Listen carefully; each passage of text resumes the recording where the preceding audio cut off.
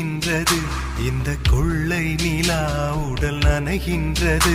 இங்கு சொல்லாத இடம் கூட குளிர்கின்றது. மனம் சூடான இடம் தேடி அலைகின்றது.